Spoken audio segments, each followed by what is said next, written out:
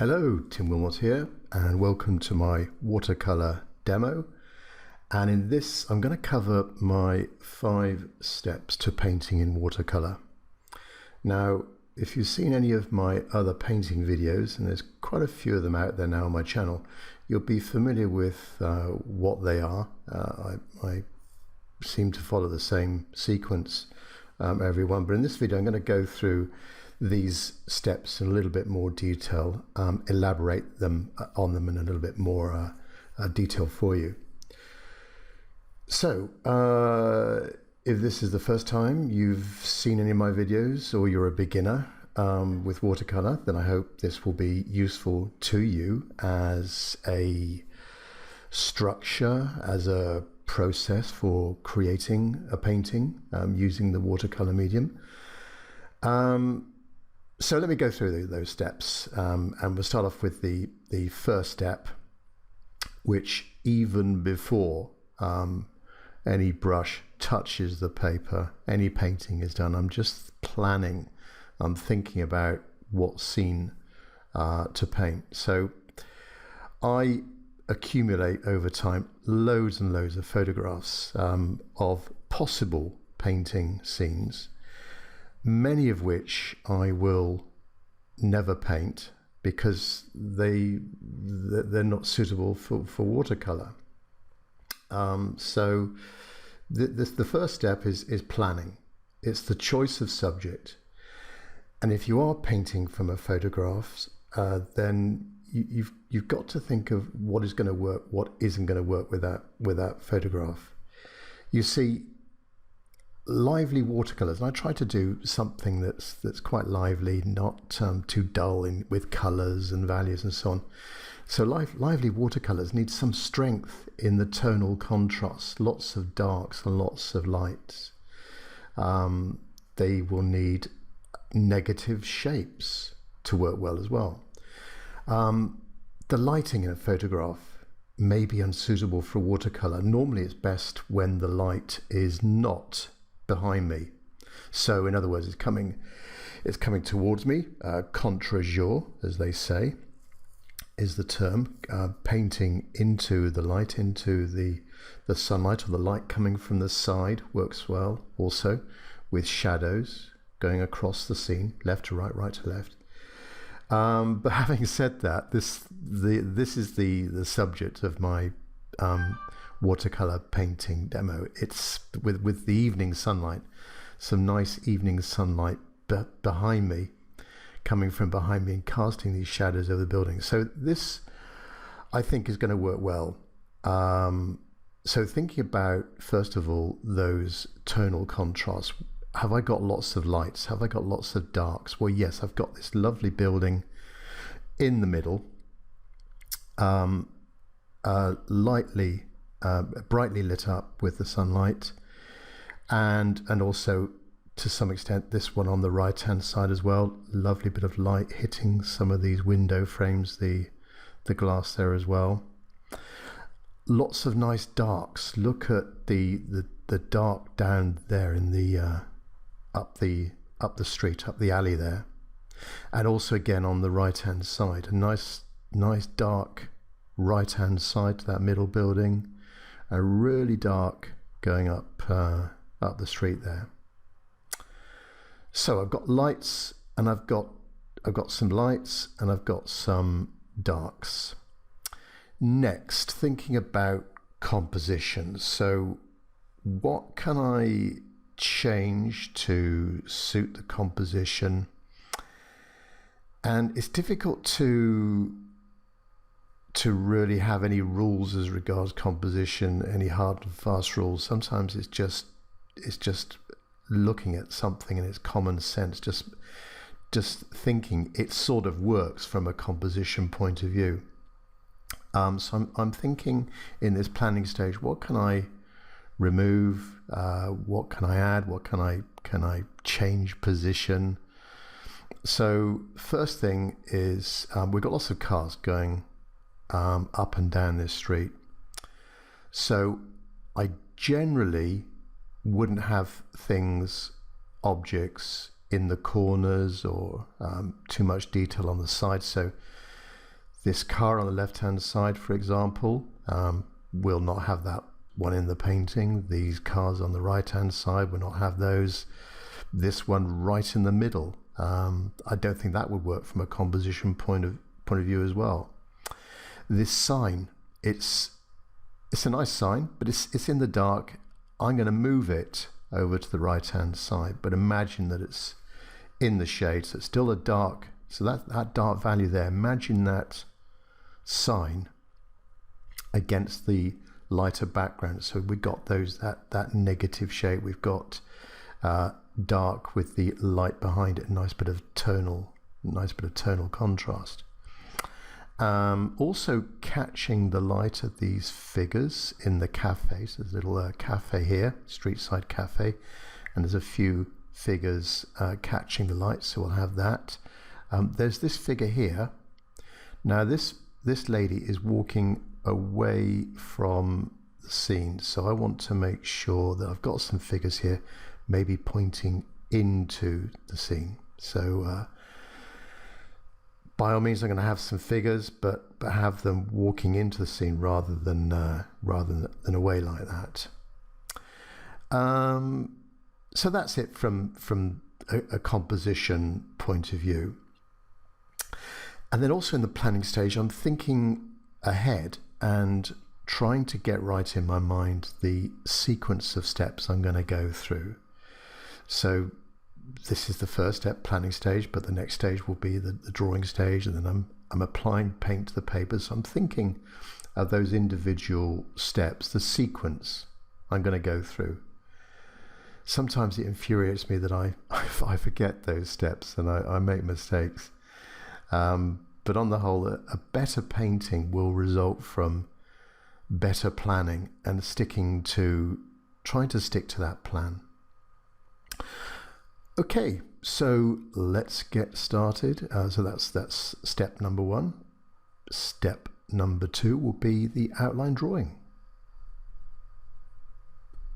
The paper I'm using for this watercolor demo is Saunders Waterford. This is cold press texture, and it's 140 pounds in weight, 300 grams. So it's a medium texture. It's got a little bit of a rough surface to it. So this is step number one, getting the drawing right. So I'm using a soft pencil here to give me fairly dark lines, and it's quite a thick pencil as well.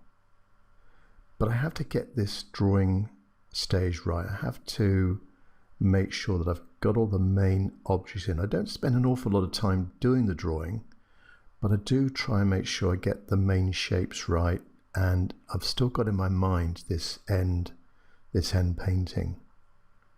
So I am constantly, as I'm drawing, I'm constantly looking at the scene. If I'm painting outdoors, plein air, I would be constantly looking at the scene in front of me, or in this case, looking at the photograph, just to make sure I'm on the right tracks as I'm going through. There's a bit of perspective here with this scene. So that's one key thing to get right is in a street scene like this, we have to make sure the perspective is right. Getting that the lines on those buildings correct. You may find on my channel a few other videos concentrating on perspective and some quite challenging scenes with perspective. So getting that right is very important. Quite a common mistake in perspective is making yourself look too high up, as if you're on a pair of ladders or you're looking from a first floor window down on a scene. You've got to think about your eye level and looking at where things are in relation to other objects. So looking at where the top of someone's head is in relation to the top of a car, or a companion, trying to make sure they kind of sit right in the scene, and they, as I say, that the perspective is looking good. So this initial stage, as I say, it's got to be right. If anything is wrong, it's very difficult to rectify it in the painting stage. And I do make mistakes myself. I constantly still make mistakes, even though I've been painting watercolor for quite a few years now. I still make mistakes. I get the drawing wrong and then plow on doing the painting, think I can change things around, but invariably I can't, and I keep kicking myself, thinking, well, I should have spent a little bit more time on the planning stage and that drawing stage, just making sure everything's right. So I've put in a couple of figures. Now, compared to the figure in the photograph, I've moved these up a little bit.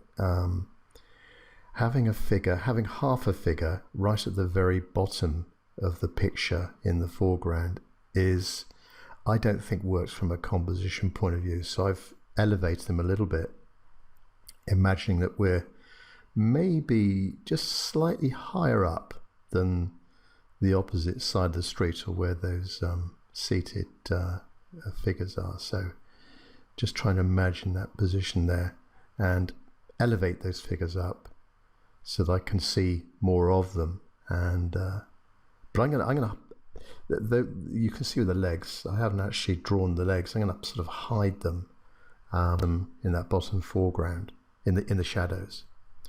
So that's generally what we're going to have in this painting, is that particularly the foreground is going to be fairly dark. The top 2/3 of the painting is going to be brightly lit with that middle building, and the right hand building with the darks either side. Now, if I get something wrong, don't be afraid to use a rubber eraser to get things right. So this figure I don't think is quite right. And don't worry about some of these pencil lines showing through. They will sort of disappear when we come to do the painting. So I'm moving the figure a bit more to the right.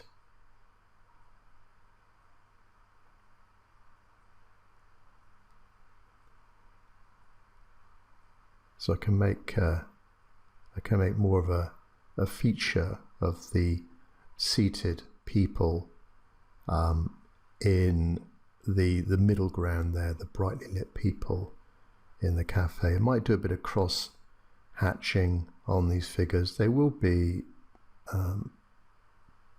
similar value to the shadows, a little bit darker maybe, just to make them stand out. But as I say, the legs will not be important at all. So that's it. I've got my main shapes in: houses, a car, a vehicle, that street sign on the right hand side, and making sure everything looks sort of okay. So hopefully from a composition point of view, I've got a bit of a balance with the figures on the left, bright building in the middle, and then a vehicle. We'll have a little bit of light hitting the windscreen of the vehicle, and the street sign. So that was step number 2, getting the drawing right. Now step number 3 is applying the first wash, which is a very important watercolor technique, in that we are applying color of a similar color over broad areas of the painting. And what I'm trying to do here is just really cover up the white paper, except for those areas that are going to be particularly bright. So that's going to be, well, the main thing is going to be the people and a little bit of the car. So I'm applying a wash over the whole scene. I'm also, and some of some of what I'm doing here, this will be it. It won't be tampered with at all. So the sky won't be, I won't be going over the sky again. That is it. So it's a very, that sky is a very small part of the overall composition. So it's just done in a few seconds and not tampered with. Once watercolor goes down, resist the temptation of going back to it, because things can go wrong. Generally, if you or I go over the sky again, it won't. You just lose that freshness that is one of the appeals of watercolor. So I brought down the sky over the buildings, right over those, and trying to go darker than,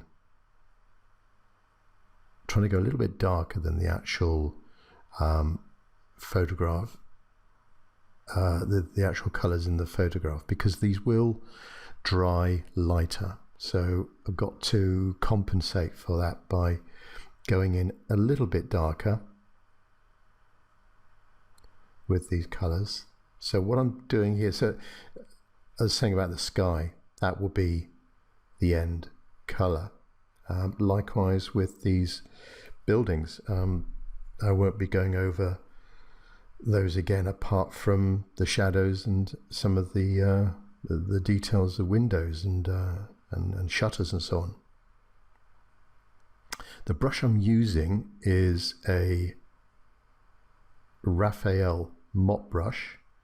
It's a synthetic brush, but it's got the characteristics of a natural natural hair brush, squirrel or whatever, and yeah, it's got good water holding features, and I can work very quickly with it. It's got a very good edge, very good point as well to it.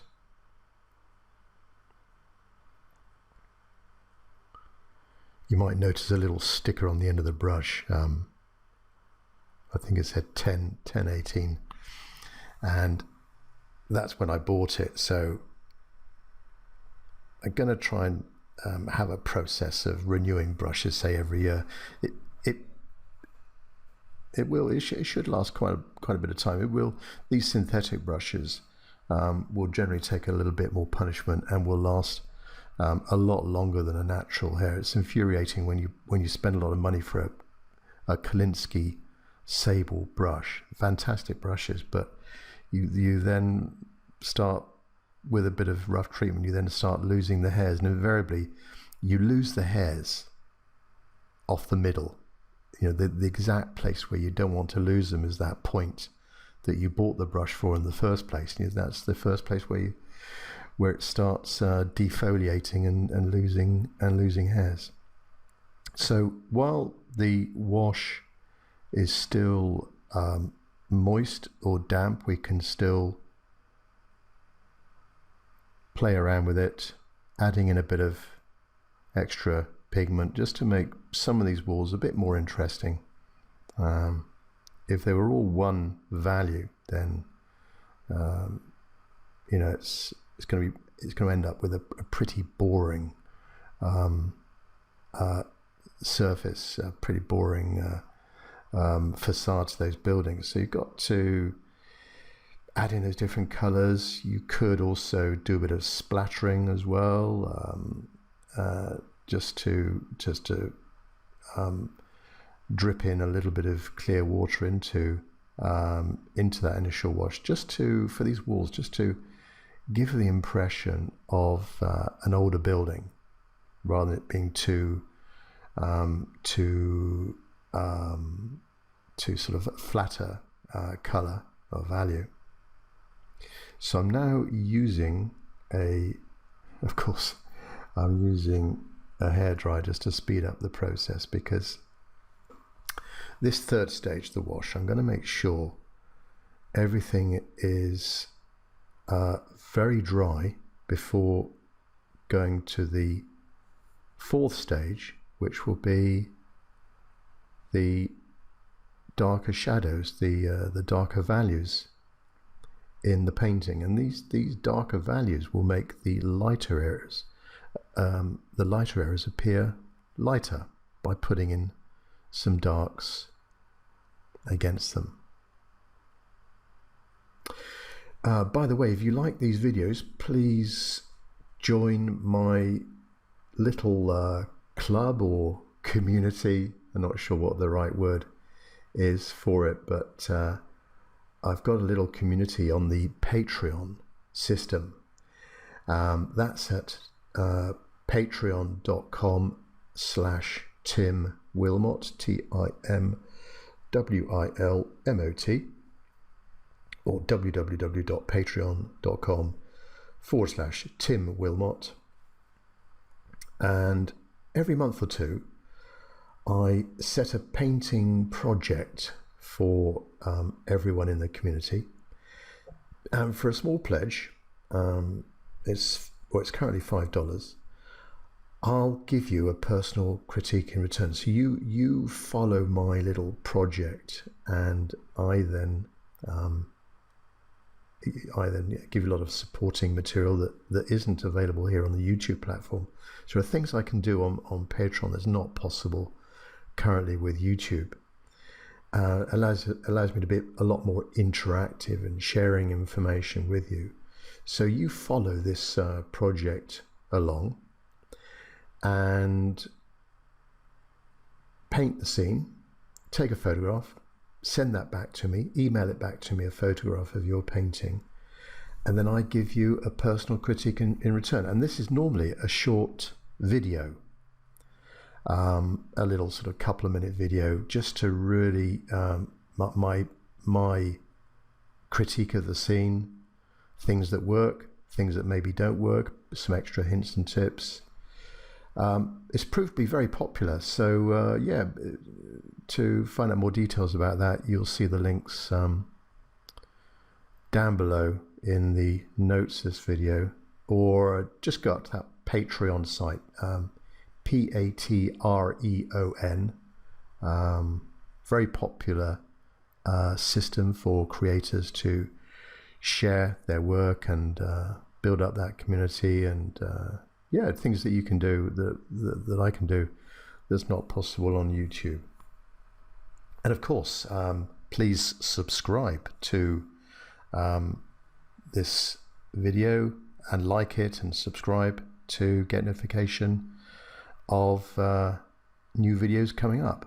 So back to my steps in watercolor. So this is now the fourth stage, adding in the darks. And with the brush, I've gone down at quite a few sizes. I'm still using a mop brush because I want to apply color over a large area. So I wouldn't use a small little fiddly brush. I'm trying to use I would say this is a medium-sized mop brush with a good edge, a good point to it. Now I need to be a bit careful going around some of these figures. For example, this left-hand figure here, I want a bit of light against that left-hand figure, so I'm carefully painting around the darks around that. I need to go again carefully around the figures that I left unpainted. So by having a brush with a good edge and a good point, it allows me to be quite precise going around those figures there.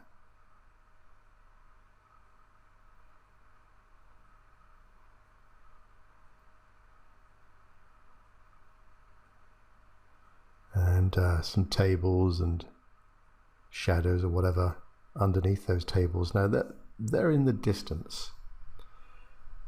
I don't need to be too detailed with legs and details of objects on the tables. It's too far away, so it's just an indication of those two figures there. Right, so dark shadow up that alleyway.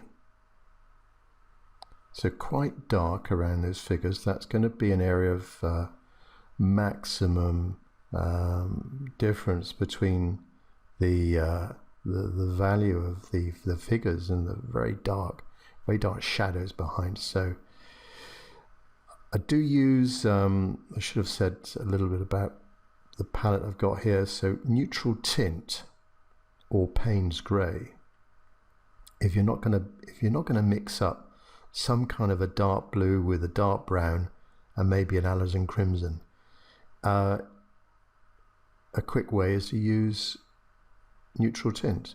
So I've started quite dark down there in that corner, but now gone lighter and a little bit cooler with some blue for the shadow going up that wall there. Now the edges, think about edges in watercolor. The edges, we've got a difference of edges, some soft, jagged, straight. Again, it just makes it a little bit more interesting. Notice that the shadow on the left-hand building is bleeding into just halfway down there, just to the left of where I am now. Just slightly bleeding in. It doesn't matter, just leave that. That's what watercolor does. And it's one of the charms of watercolor. So nice and dark, keep that nice and dark. I'm painting around up that right-hand edge of the shadow. I've left a little square bit there for a shutter. There was a shutter that caught my eye in the photograph, and so I'm just kind of indicating that there. Just making that edge so it's not just a straight edge going down, a vertical edge. There's just a little bit of a kink in it, or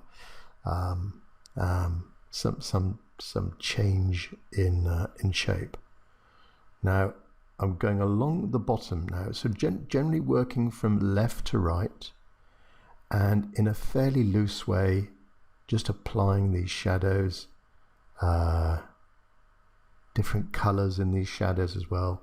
I have done quite a few videos on shadow techniques and just trying to make them as interesting as possible by using these different colors, some warms and cools, and the colors of maybe some object that they're reflected in.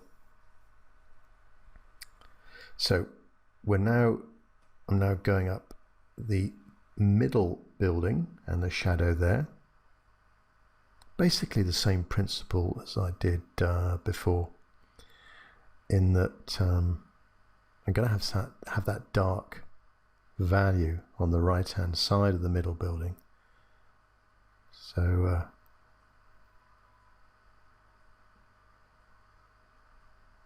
paint around this car now.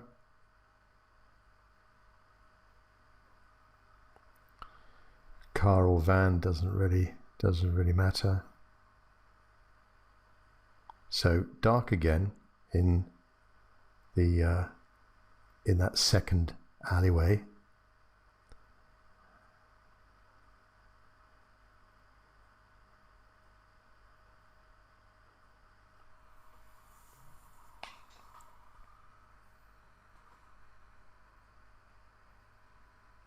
And then down to the car. So like the people in the cafe, I've got with this car, I've got a light car with a dark background. So playing on that tonal, playing on the difference of those tonal values.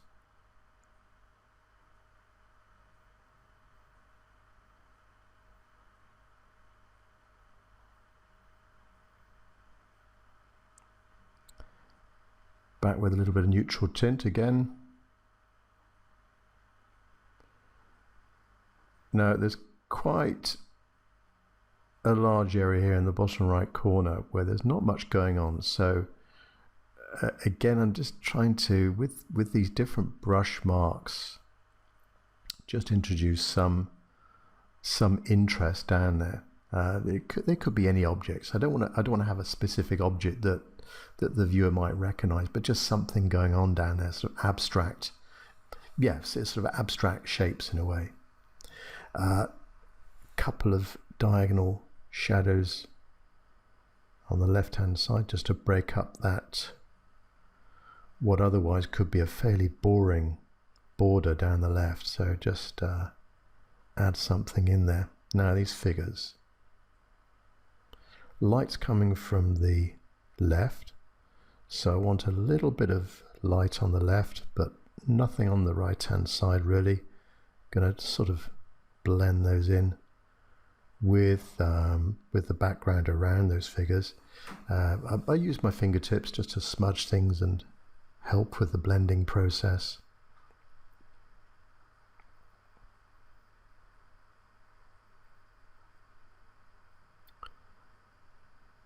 And at this stage the painting looks a total mess, a total disaster, but hopefully I'll be able to at the end have something which hopefully is an impression of that scene, and staying true to those different steps I want to go through.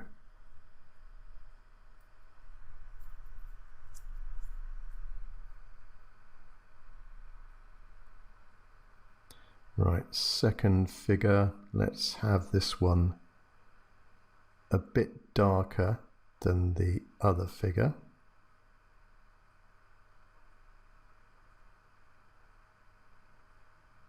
So dark jacket.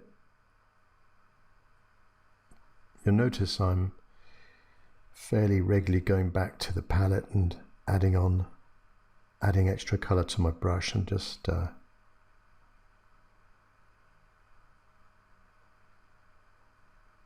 trying to make things as interesting as possible.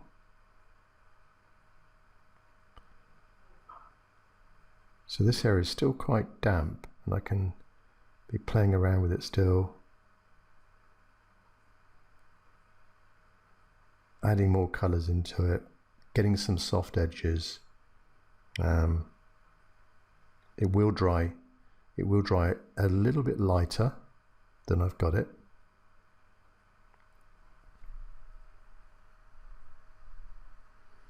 And just use the finger to help things along. A little bit of lighter areas on the back of that figure's jacket.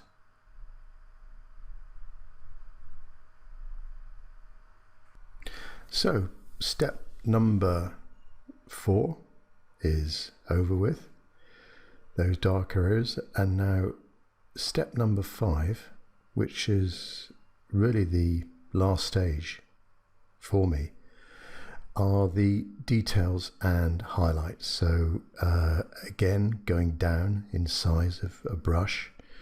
Now I'm using a synthetic brush just to give me a bit more control when I'm applying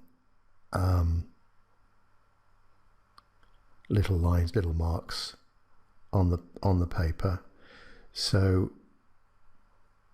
again, working from left to right as a general rule.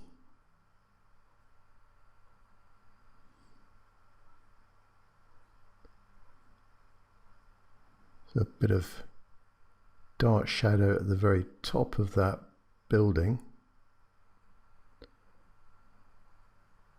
on the left hand side, and a few lines to assist with the impression of some perspective. A lot of these lines will be using dry brush marks, so there's not a lot of water on my brush. It's the ratio of paint, there's more paint than water, so to speak.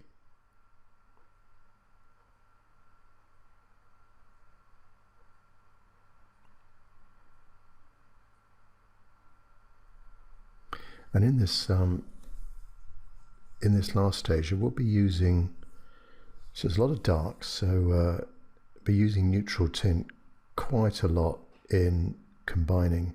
That's the colour at the top there. Neutral tint, just below that is burnt umber. So I will normally add neutral tint to something else, not often applying it neat. That's the right hand edge, which I said at the beginning is quite dark in there.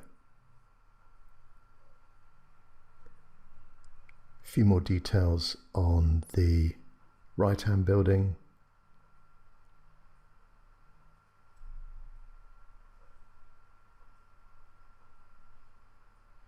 Starting from the shadows, coming out into the light.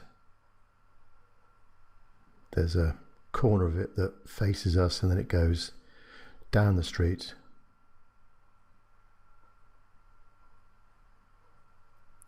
So a few horizontals, a few verticals, not too many. And some of these lines will have some gaps in them. So a bit of what they refer to as lost and found. So you've got an impression of a line, but not a continuous line. Very useful when doing cables or fences in a rural scene. You've got that lost and found, gaps appearing.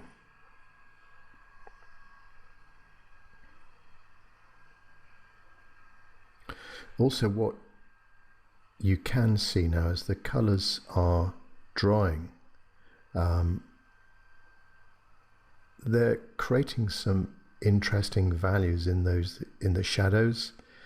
Lots of sort of blotchy areas and little cauliflowers appearing as well, which I think is part of the charm in watercolour. Some people frown on it, but I quite like it. And it can produce some interesting shapes and objects, which you can make something of those in this detail stage.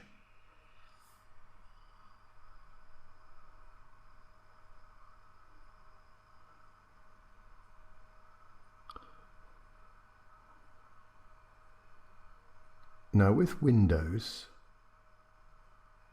I'm just giving an impression of those windows. I'm not painting in every single pane of glass and frame. Just really with this smaller brush, giving the impression of some windows there, and particularly on a bright building front like this, I don't want to have too many darks. That would detract from the light value of the front of this building. So just a few marks to indicate windows, a couple of dry brush strokes there for that one. The windows above it, I'll do something different.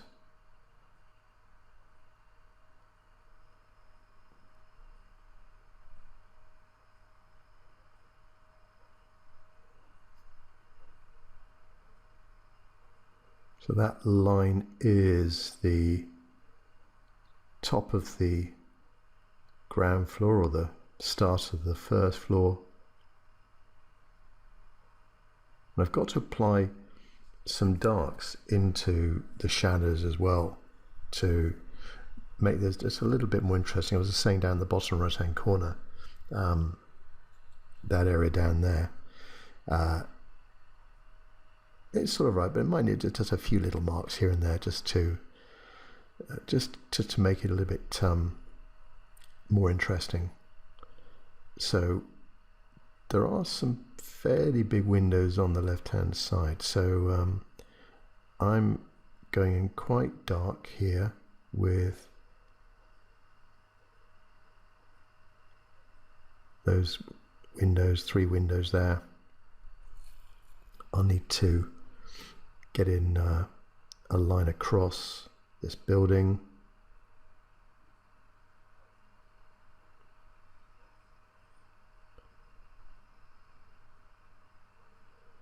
Now that little mark, that little area of that lighter area that I accidentally painted around, we can make something of that. It could be a street sign facing up the street, catching the light.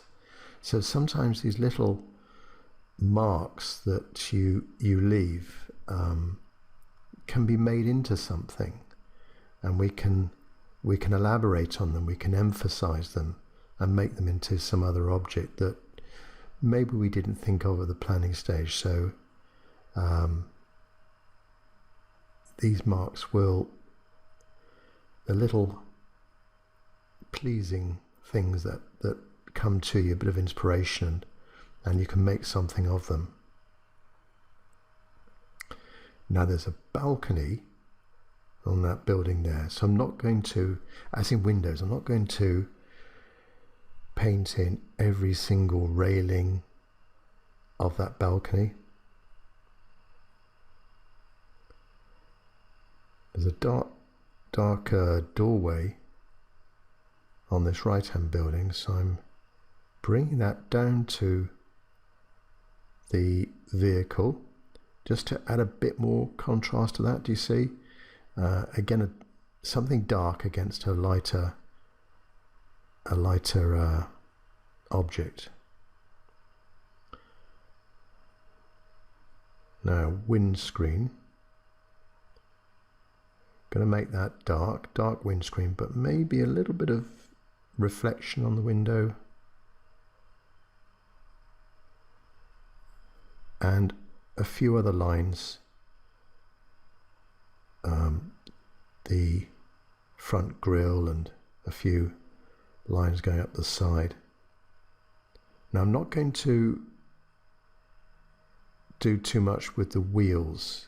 The danger is, I find with cars, particularly when you're looking at the side of a car, if you start drawing in wheels, that's too much detail. Maybe just trying to think of the impression of those wheels and the shadow underneath that car.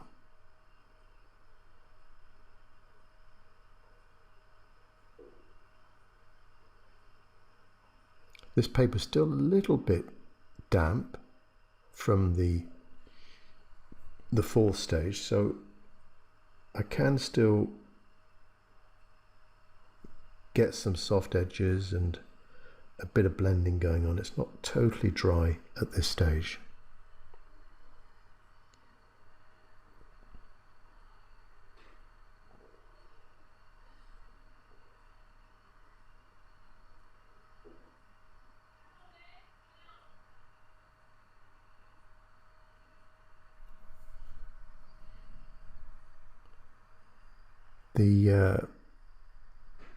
From my photograph, the actual street and the pavements, they're quite shiny, so there's a bit of that light, that strong evening light is hitting those buildings on the far side and bouncing back and hitting the street down below.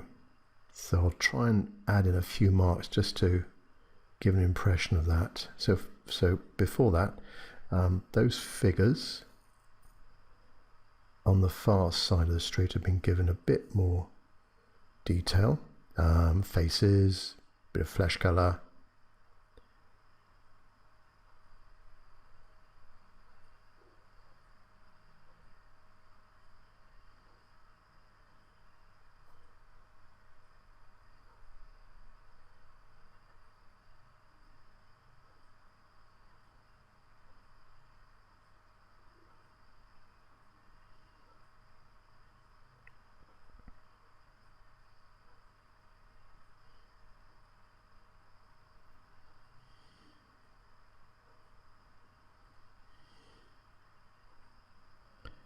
So I'm thinking of what to do next here.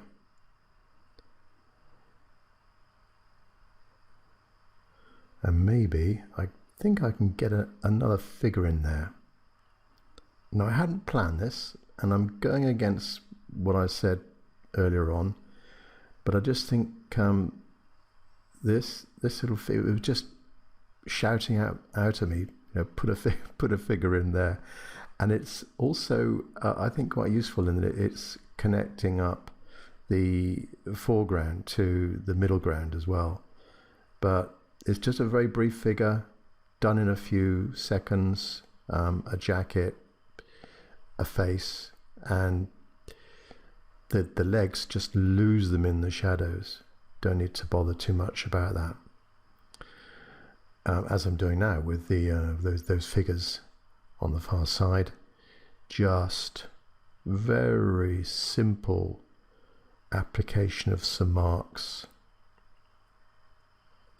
for the tables and chairs. I think it needs to be, I was saying earlier about watercolor drying lighter, so sometimes you do need to go a little bit darker over the top, or glazing as it's sometimes called, adding another layer, because watercolor is sort of transparent in nature. You can have some people's techniques are layers of these transparent colors on top of each other, gradually getting darker. So you can go darker in that way. You can't go lighter, of course. That's obviously exceedingly difficult and fraught with danger in watercolor. You can't go lighter, but you can always go darker.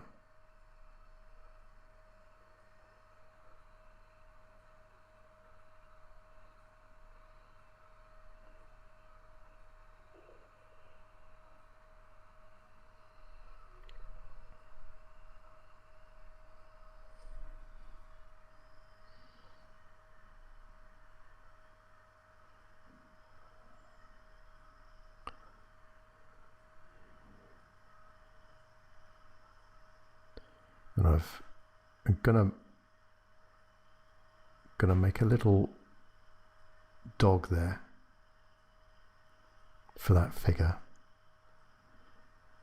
I just felt that figure was controlling a little dog, walking out to the front of it. So just an impression of the top of the dog there, and legs, lose them in the shadows. Finger's going to help things along. And I'll need to do that with the left hand figure as well.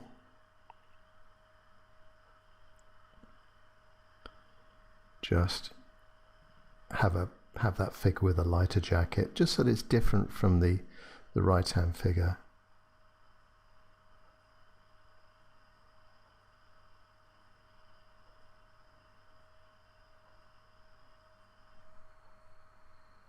And I'll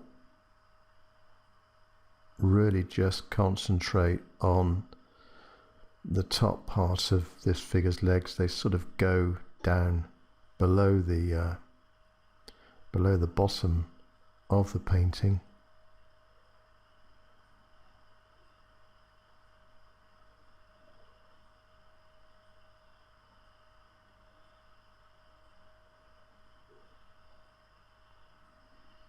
So that light area down in the bottom left corner, it could be some sort of object that's between me and that figure. So yeah, we can probably make something of that shortly.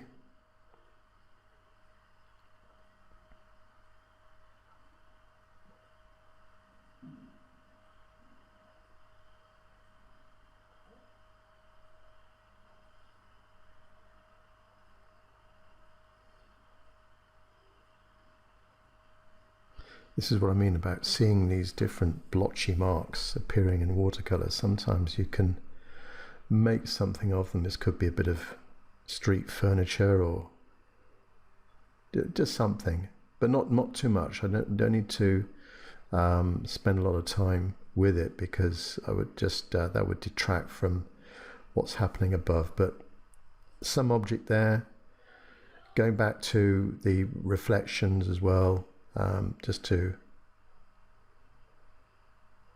we've got that darker value of that left-hand building, so replicating that just a little bit with that shape.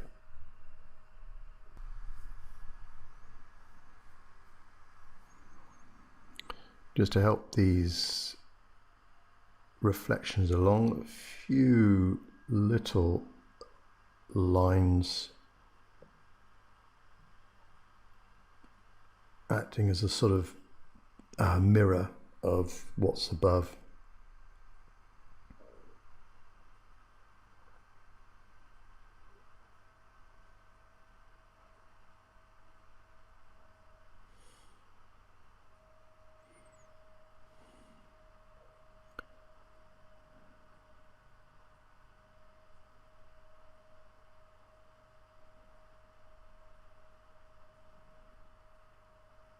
I think I might add a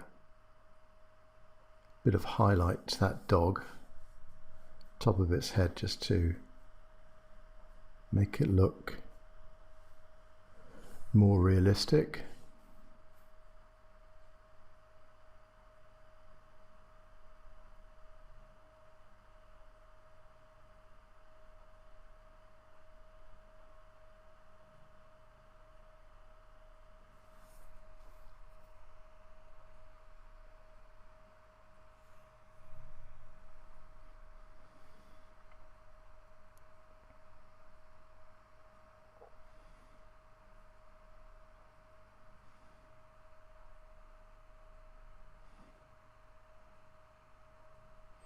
So this last stage can actually take the longest time, just to get things right and improve on the shape of some of these objects.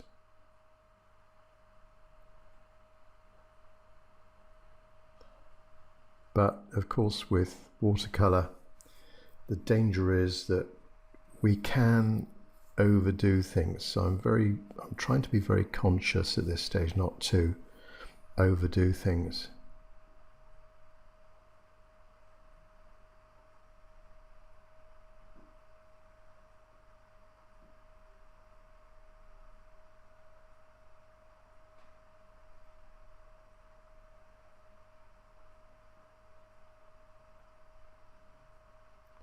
A dark doorway, well, just a bit of a doorway for this main building in the middle. I'll just do the top part of it, and then have a little bit of reflection of that darker area in the pavement.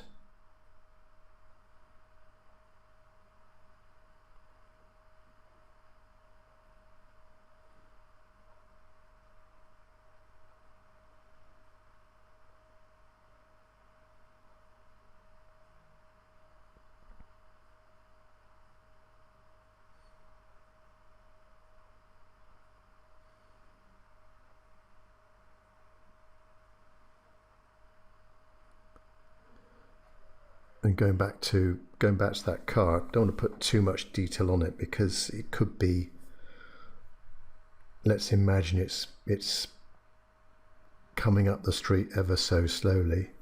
So I want to give a bit of a sense of movement in it, and if I put too much detail, it looked like it's stationary or part. So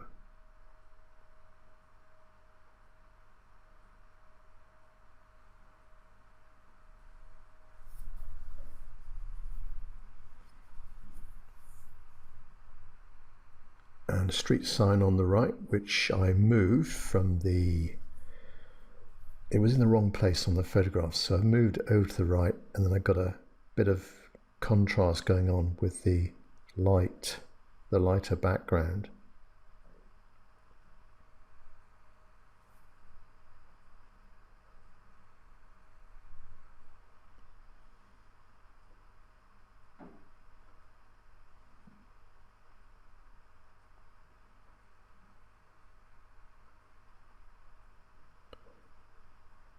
have a bit of a lost and found post to that sign.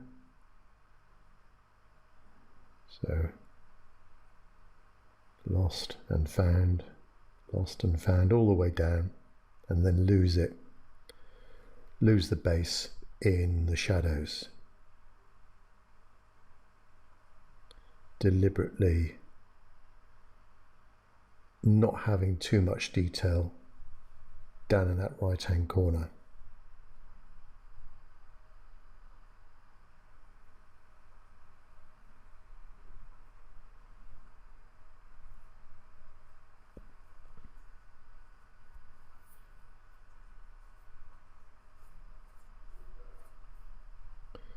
Building on the right hand side just needs a few more windows going down the street.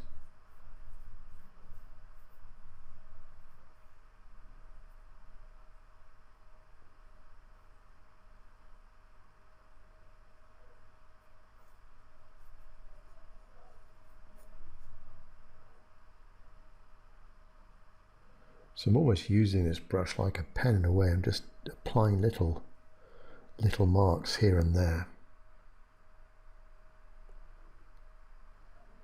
A few lines to indicate the shutters.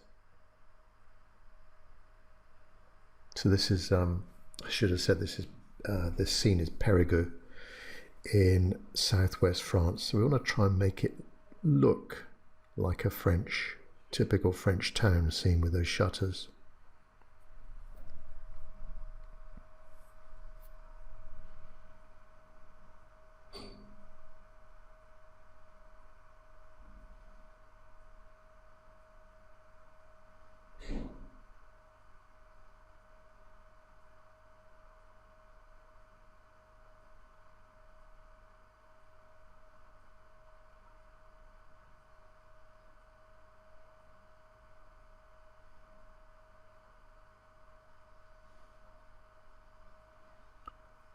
So these will be the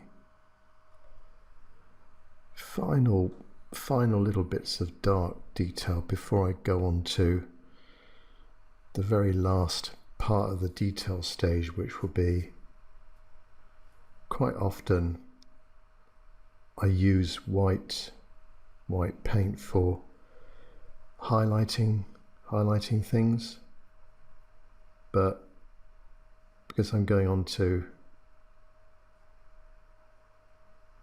that lighter stage, I want to get make sure the darks are resolved first.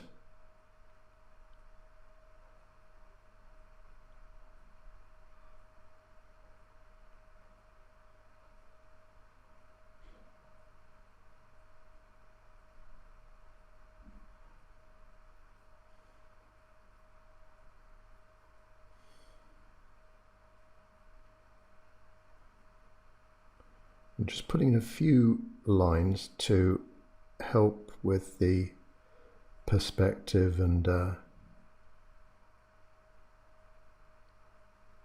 sort of impression of the road surface. Just a few.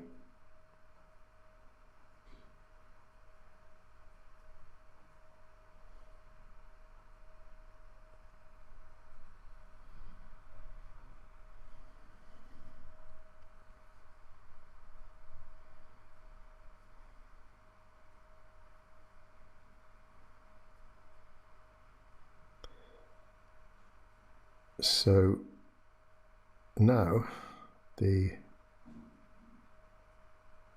very last step is, again with the same brush, is using, now I've got white gouache here, so just a few lines, not to overdo things too much, but just to emphasize some of the light hitting some objects I want to emphasize. It could be the tops of people's heads, top of a post, details on a car, the dog there as well. As I said earlier, just add a little bit more to the dog's head. I need to get some on these right hand windows here. They were particularly light I could have actually made a play on that window there, just painting there. I could have left that white, or I could have had a soft edge around a white a bit there. That would have made that really stand out.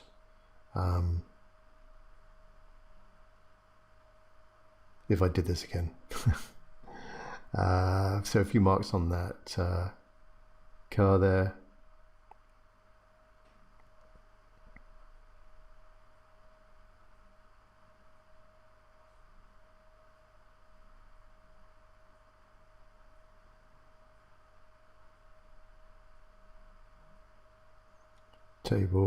Table in that cafe in the distance.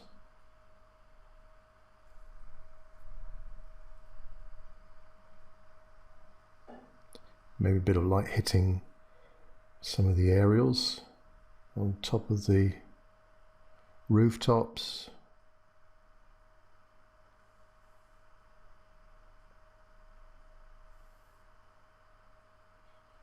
A few on the car. I'll add some to the sign as well.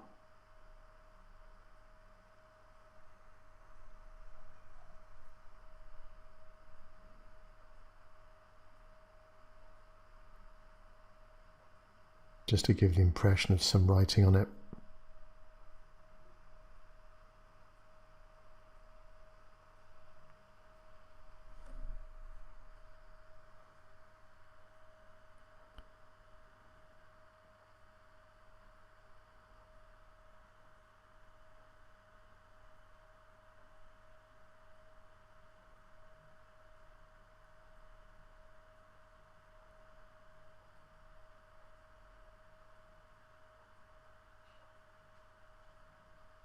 Don't want to apply too much of the white all round a figure, otherwise it'll look like a sort of halo effect, which I don't want. Just a few.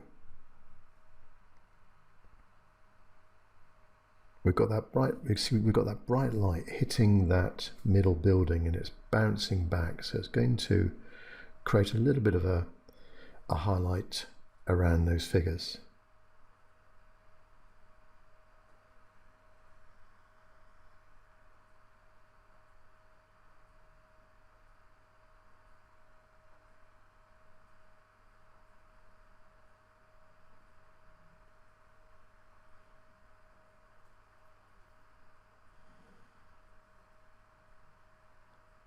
Gone back to just apply a few final darks that I've spotted.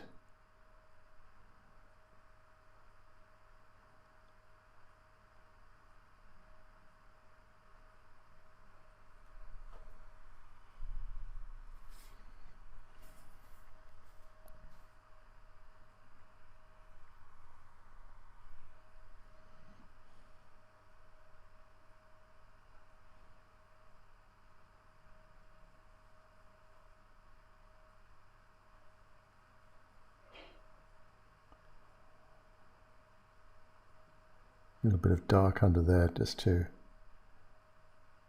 replicate the darker value going up the alleyway, and a bit of a dark shadow under the car.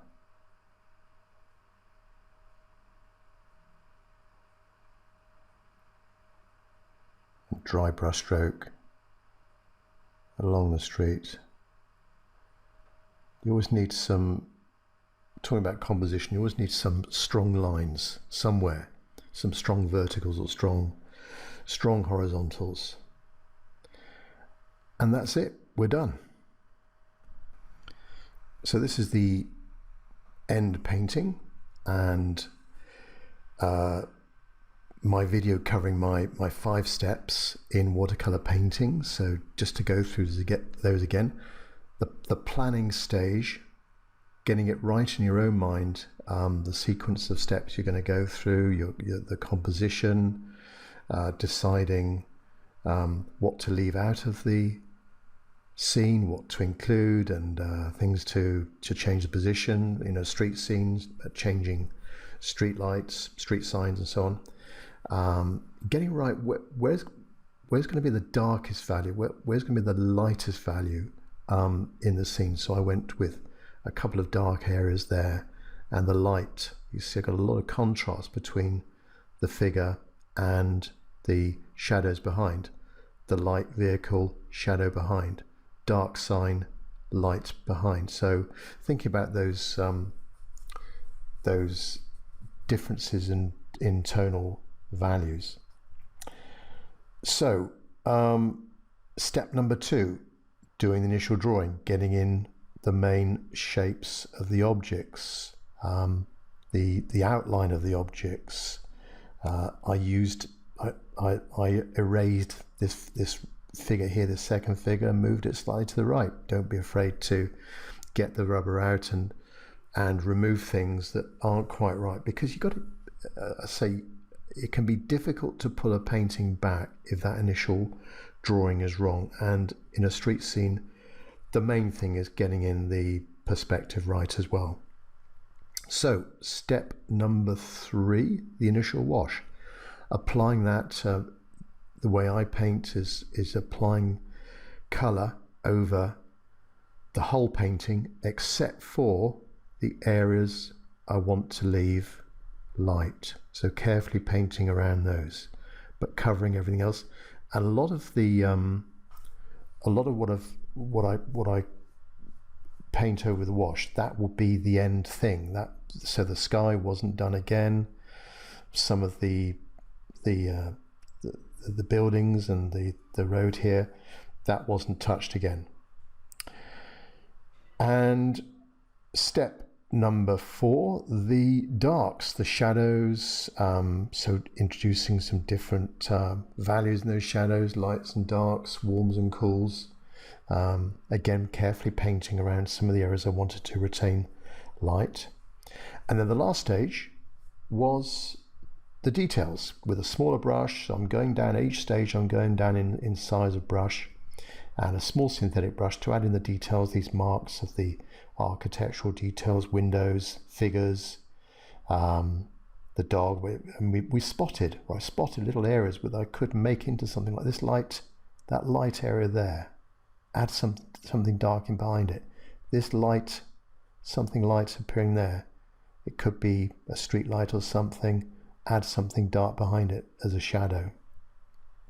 And then finally, a little bit of white to highlight some areas like the tops of these figures, table, cars, bit of light hitting some window frames and so on, but not to overdo it. It just takes a bit of practice, knowing how much you can get away with in that last stage with all those details. So hopefully a half decent end painting, a scene of Périgueux in southwest France, typical sort of French town, lovely architecture, and a scene with the evening light, creating some interesting shadows, but a chance for me to go through my 5 steps. So thanks for watching. Please subscribe to my channel. Please like this video, and also if you're a keen painter, consider joining the Patreon club. There's just a few more places left for these monthly projects, and hopefully get you on board if you're a keen watercolor painter and want to improve your techniques and share what you're doing with my community. So thanks for watching. Catch up with you on the next video.